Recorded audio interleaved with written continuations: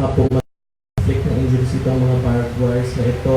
Alam naman po natin yung mga nangyayari with regards sa Jones Bridge last year. Nagarabi yung tao na nagtutulakan. So with the barbed wires installed by the DPWH, are we worried that this will inflict injuries to the devotees, and ano po yung mga gawa ng PRC with regards to this? Well, first of all, you have marshals there, police, a lot of other people are there. What you want, especially since malapit yung Ayala sa Malacanang. And I was, remember, I was in the student movement. I was in the student council of UP at the height of the first quarter storm. And provocations are done by people, but they will put people as sacrificial lambs so that they will extend their cause. That's a terrorist way sometimes.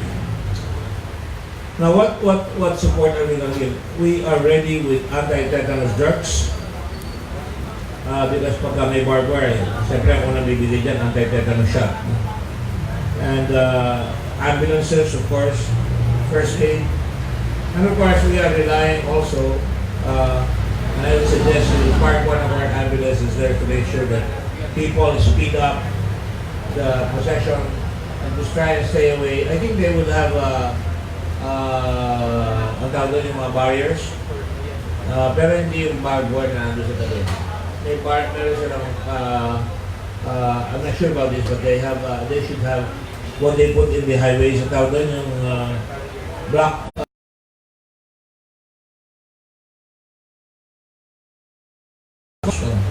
So that they can adjust that over there. You can only go as far as I hope that when I know that they do this, they should be parang an orientation for those who will attend. I've never seen an orientation on paper. Have you ever seen one? If I were in the Catholic Church, I would come out, and even the directors would come out and say, lahat kayo, basahin nyo ito bago kayo sumama. Very good.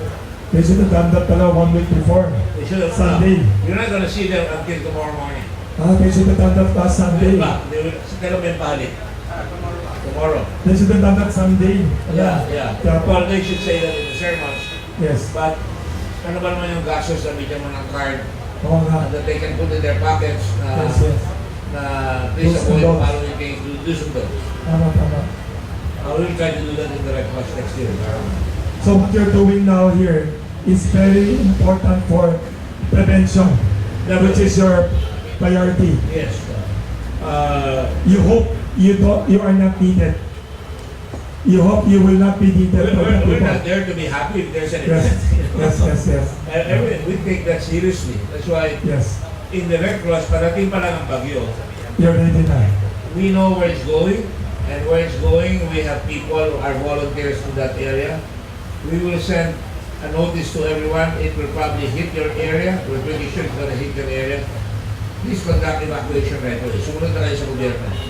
And if you go to the operation center, next time, I hope you can come over there to the Red Cross. We can show you this.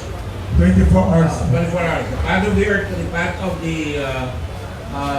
typhoon or an earthquake will be seen right away. So we know where to concentrate right away our forces. So that's what we ought to do. Sir, follow-up, with the expected shorter time for the procession, are we also expecting lesser injuries? Are we also expecting? I hope so. But you know, it's not the length of the time. It's the preparations and the precautions that you have to take. Kailangan nag-iingat talaga. Don't be overconfident. I'm happy for my people because you know we start tomorrow. We're there already by midnight. You know. The actual plan. We have people there in the afternoon today, and at midnight they're there. They make a head count. At 3 o'clock they start moving, and from past experience, many of our people will stay until 10 o'clock in the morning of the following day. So walang tulog yung mga yan. But sometimes, whether it's a papal visit, I go there and share my issue with them, share the whole with them, just to make sure the morale is good. Yes. Hi, Senator Alan from PTV. Adam PTV. PTV, sir. Yes, PTV stations. PTV. Sir, we just want to get reactions on the matter of the government's idea on the regulation of the motorcycle taxi, please. The government suggestions on regulating motorcycle taxis. Well, this is going to be a long answer. In my mind, you cannot fill up Manila. I'm calling on our planners that we should have a master plan for Central Luzon, and I'm sure we have. A master plan for Southern Luzon, and I'm sure we have. For Cebu, near cities, major cities. And the plan should be to decongest Manila, not by force, but to provide opportunities in areas so that people will stay in their areas. You know, I flew down to Baguio over the weekend, and I was telling my look at that, ang dami-dami lupa rito, no? And I had a bill called which it was approved by both houses, but binito, hindi naman naiintindihan natin ng national government yung plano nun. Ang plano nun is to bring in investments. There will be a sunset clause for taxes which they don't like. Let me digress back. How can you say you don't like tax incentives right away when you have raw land and the only thing you get is real property taxes? It's unproductive. You do not create jobs. You do not create a tax base. So you cannot just say no. If you don't like it, I'll give you 10 years to do it or 6 years to do it. Then we'll tax you. Now, if you do that, the bill would have said, the bill would have provided that when you build a factory, a hotel, in any of these places using either Pieza or Pesa or Subic or Clark, kailangan meron kang kasamang pabahay, lalo na kung pabrika. Dapat may pabahay na pwede suportahan ng gobyerno, and you would even have domestic loan guarantee by the government para mabayaran. So you can imagine, that's what happened. Start a bicycle factory right away the moment it starts, and people will just bicycle to work. And if you have a master plan behind the factories in that area, you can have schools, so kids can go and bicycle to work. People will have better morale. They don't have to leave at 4 o'clock in the morning to go to Manila and leave Manila at about 11 o'clock in the morning, arrive at 12 o'clock or 1 o'clock in their homes. It will be good for morale. Pero yun ang suggestion ko, decongest Manila. This is not new. Marcos said it before. Decongest Manila, disperse industries. Now, what is happening now? Hindi na natin mapigilan yan eh. Build. So you now have more flyovers. You're building a subway. You're building more bridges. No amount of infrastructure will solve the problems of congestion in Manila. You really have to decongest, otherwise come up and say, nobody, if you don't want to put the Central Luzon, that money so that all homes in Manila will go up. Not a sprawl, like Hong Kong, they're all built up. They learned from their Hong Kong earthquake, the great Canton earthquake, no? And you will all have to build up, like Singapore. No? You have to make sure your building is good. So that people like New York, they just go down, they can live there, they live there. Yun ang kailangan natin gawin. But to say that you're going to have to solve traffic by saying, oh, no more motorcycles here. Hindi naman napapatupad eh. One lane should be free. Or, do you have a plan now? Let me ask you a question. Meron pa kayo nakikita na sinasabi, when you go to EDSA at these hours of the day, you must have 4 passengers to the car. And if you have taxes, you want to go over there, you pay a special tax on your vehicle, but you still have to bring 4. That way, you can use that money to expand outside. Have you ever heard that plan? No. Do you have plans for the kids? They go to school. A parent with a car has to bring his kids to a school. No? Peace well healed. UP, may mga kotse ng UP, marami na silang kotse doon. May mga yaman na doon. Ateneo, Lasal, all that. if you had grade school and high school and they had school bus system there, I think that would be better because una, the parents don't have to take them out and bring them home and bring them to school. No? So you don't have a school bus system, right? Third, would you be willing, for example, to make sure that at a certain time, if the traffic goes on, staggered working hours? Alright? If you're working in Makati, this is your time. That's very hard to do, huh? But I want to see something like that being proposed to our people and trying it. Does it work? Fine tune it again. But we've got to feel that something is going on. We're building, like, there seems to be an absence of vision. We built the trains, and we didn't buy the spare parts. We didn't maintain, so now sira. That's a disservice to our people. Mass transit is a must. They have it in Singapore, which is a city as big as Subic Bay Metropolitan Authority. And they've got all these things. They've got special areas where you have to pay extra to go in. And just take a look at all the other countries, and you can see where firm, purposeful, authoritative leadership that is fair can make things work in our country. But I don't see it. I don't hear it from the OTC. I don't hear it from the people concerned. All this is, teacher, ngayon, bawal na, meron tricycle, meron motorcycle line. Now you have angkas. Ano nangyayari? And this is what's happening in our congested country where there is no opportunity, and mark my words please, people find the opportunity for themselves. Our people have to go abroad to make things work for them. I have people in my staff whose parents are seamen, and I'm happy for them. You know, they wear nice shoes now, they have the work clothes. Sino gumawa nun? Is it government policy to take our people out? Yes, initially. But government also must have the policy to let our people, especially the young, find their future in our own native country. And we haven't seen that. And I implore all of us to make sure that we focus on these things. Otherwise, we're just living day by day. And if we live day by day, one of these days, it will jump up and bite us again. Schools are running in order to stay in place. We have to build more schools. Not to mention the fact that may damages at earthquakes, may damages at typhoon. So you really have to spread it out. And at the same time, another proposal is to make sure that we have a national design for typhoon-resistant homes.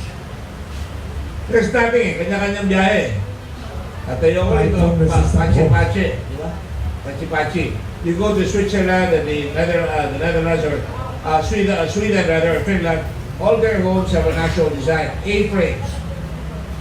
A-frames. When the snow falls, it's lights out. No? So you mentioned kanina ang CAS. It's all over the news also.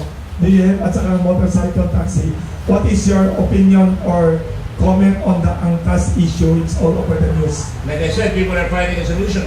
Yes, sir. I'm guardedly in support of ANCAS. Why? Kawawa yung tao eh. Maghihintay, malilate yung work.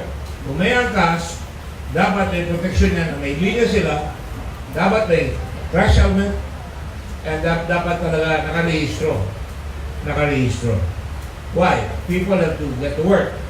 And the government cannot provide it, free enterprise comes in. I'm not against it totally.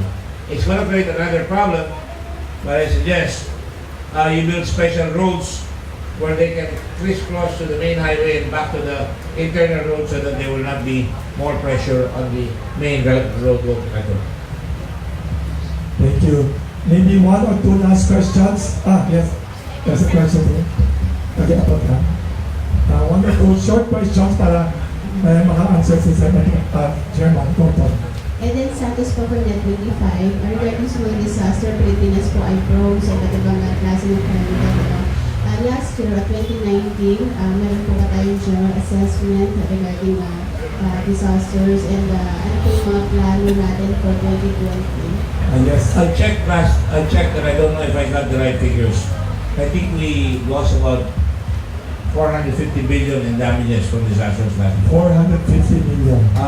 Man, is that correct? It's a 450 billion in disasters last year, 2019. 2019. This year has been not a very good year. Yes, yes. We've had one disaster piling up on top of the other. Many are praising it now. So that's money that would otherwise go to development. Now you would have less disasters, for example, if fishermen have a marina, I'm not talking about a coast guard, but a marina where somebody watches over their fishing tools, their boats, and they're allowed to go maybe about 10 blocks inland so that in case there's a tsunami, they're okay. But they could work it out that they can have a bus so they can all go back and forth to fish every day. But you can see my experience has been, if I give, if we say, I'll give you a house there and you leave him alone, there are many houses that are not occupied. You go to Iloilo and Capiz, I think, last time I went there, what was that area? There were no people living in a particular housing project. Really sad. And there is a deterioration. There's got to be more rational thinking in everything that we cannot be knee-jerk all the time. Are you expecting more disasters 2020? Are you prepared? In Philippine Red Cross, what are your plans now for this new year? Aside from last year, how do you see Philippine Red Cross 2020 with the start of many earthquakes and then these possible OFWs coming home? What do you expect 2020 for Philippine Red Cross and the country's disaster, Can I typhoons? bring up my crystal ball? Nobody can predict that, but Yes, they sir. always have to prepare for the worst. Yes. That is why this year, Yeah, we yeah. want more example. Volunteers. Yeah, always. Our formula in the Red Cross has always been, listen to this, Yes. volunteers, Yes. plus logistics, plus information technology, all of this is speed. Yes. Equals a Red Cross that's always first, always ready, always there. Like the Boy Scout. No, our Red Cross is a Veteran. sui generis. Yes. Sweet. I think we should really revive the Boy Scouts strongly. And we can have a tie-up with them. Yes. Second, what are we preparing for? You can have an earthquake, you can have anything. We are prepared for that. Yes. Not adequately. Remember, Red Cross is auxiliary to the government. We're not government. Support. We don't have a budget from the government. We're not government. We're a volunteer organization. Yes. So, having seen that through the years, I said we must have a lot of volunteers in the Red Cross. We must have a lot of logistics. I don't know if we can show the logistics of the Red Cross right now. Yes. Somebody out there can show it. What do you have right now? Look at the logistics. Blood, we know how much blood we have at any time. Today, how many do we have? 10,700. So, anybody who needs blood anywhere, they can get blood. There's and we tax our people if they don't bring the blood. No? So, next. Good. Even by type, alam namin yan. That's then, what is that? Well, hemodialysis is something that we got from the Japanese and we already operated. All of them are free. In your old office, diba? Now, it's a very beautiful area. It-announce si Secretary General kanina. Yes. The dialysis center. And then we train first aiders every year. Last year we trained about 99,000. 101,000 last year, 2019. You train them, Yeah. So, our goal is to have a Red Cross first aider in every house. Wow. And we can mobilize them in case a lot of incidents occur and we need first aid. So this is very good. Baka you can have just one session with the media just about that one. Oh, yeah. In the future. About first aid awareness. We can give you basic or we can give you a 3-day course. Yes. For the years back, continuous lang na dumadami or may... Once a volunteer, always a volunteer. So right now, we always aim for 2 million a year. All of them nationwide. will work, but at least they're reserve force. You have 2 million already now. No ba? Ano pa? Yes. And we're always watching our chapters to say, oh, ilan ang volunteer nila. You have to have 44 in every barangay. Ah, wow. So, yeah. And then you have rebels for emergency. And then you have tanks, logistics, so that when you are hospitals are over, Yes. with tentage, Yes. with beds, air-conditioned tents. Air-conditioned tents. You know, when we bring a tent, talo yung hospital. Because nasa pasilyo yung mga tao dito, naka-tent, may comfort room. Sa Blacktas rin, may air-conditioned tent. Wala mong hospital doon. Wala. Yes, Sir, last na, sorry. A question. Sir, yung sa, babalik ko lang sa repatriation. Yes. Since you have OFW. experience nga in repatriating people, Yes.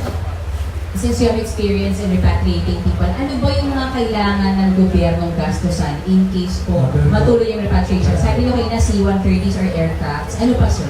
But number one is to train our people who are there. How will they know? How will they know that they have to repatriate? Is there a system?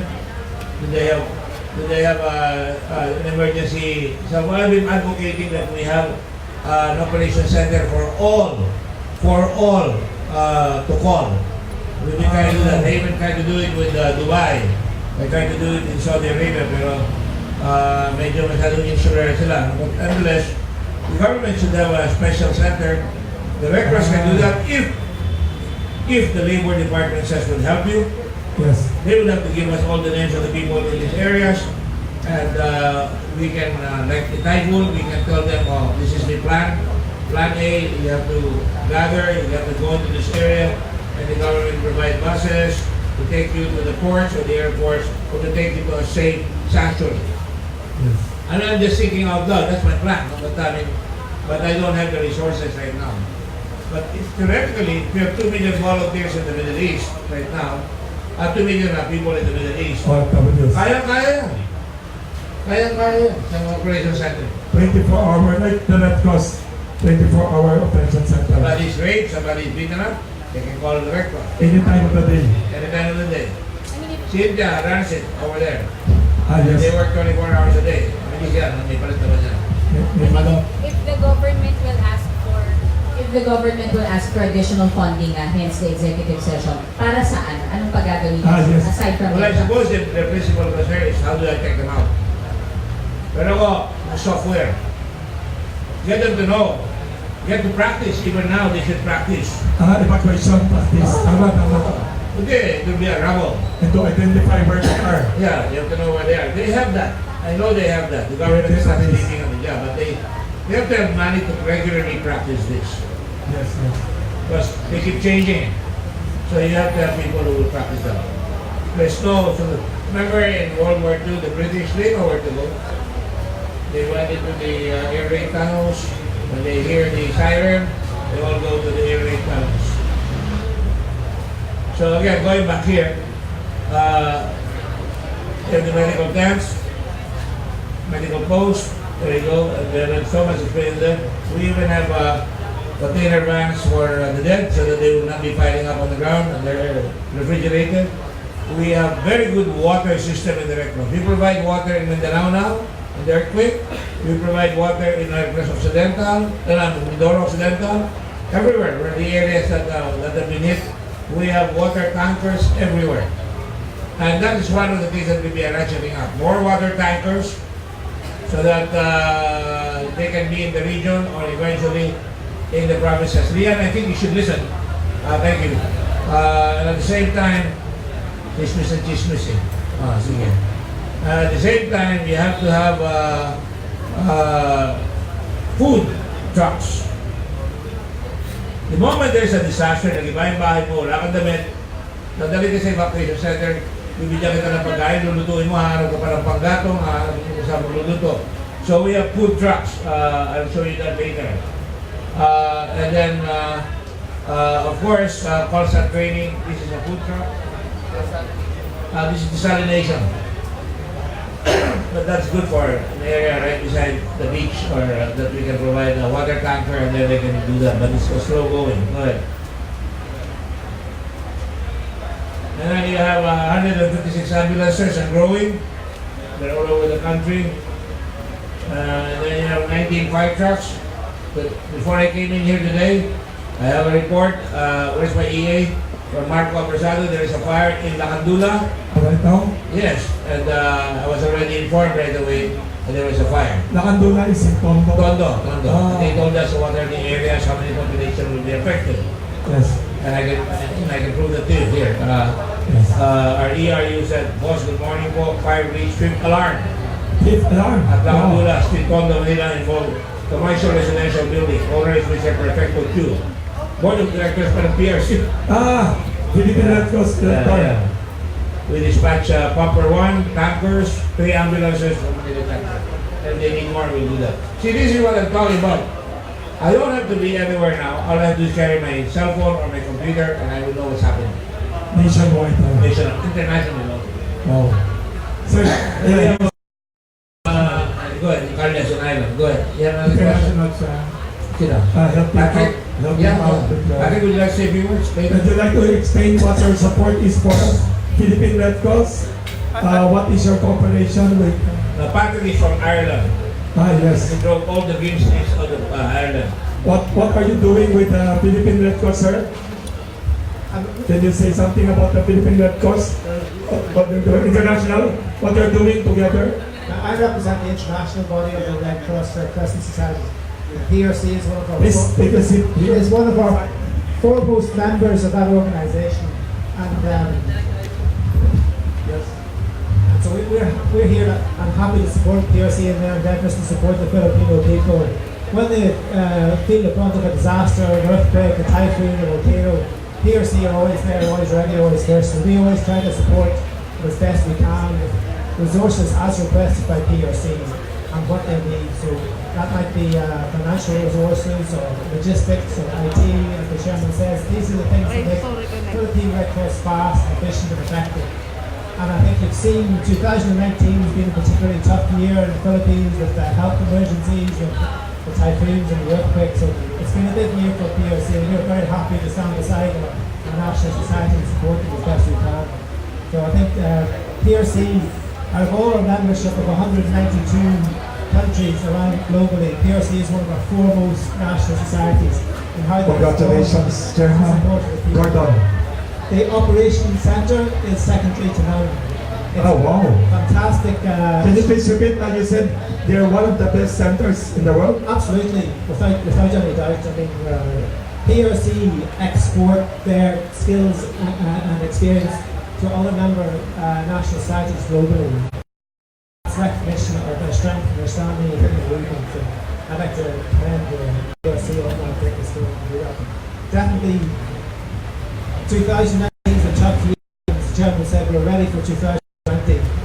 It continues. PRC are still working in the Mindanao earthquake and with Ursula and Tesori.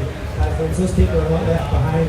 We do our best to try and support PRC in these endeavours. That's what the International Federation of Red Cross Red Crescent trying to do to support our national society. So you mentioned you are present in the Middle East. Are you in Iraq, in Iran? Yes, we have national societies in all these countries, not just Red Crescent. So Chairman Gordon's Philippine Red Cross can rely on you for help with the OFWs just in case the country needs to repatriate. We provide a coordination mechanism within our national society.